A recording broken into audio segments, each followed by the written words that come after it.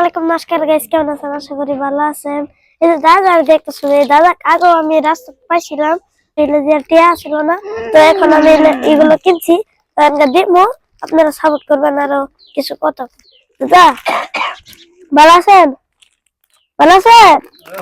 তো গাইস দাদা অল্প কথা কইতে পারে না, আর শুনতে পারে না, তো দাদা তো কিছু করতে পারবো না। আমি ওরা দুজন স্বামী স্ত্রী, তো তা আন্টিকে দিমু এন গায়ে তখন বেশি রান্না শুনছে ভাল লাগছে না?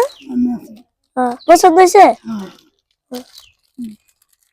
তো গাইস বহুত খুশি হয়েছে পিসি, আপনারা সাপোর্ট করবেন যেন এগোর পাশে দাঁড়াতে পারি, আরো আগে যাইতে পারি, গরিব মানুষের পাশে দাঁড়াতে পারি আগে।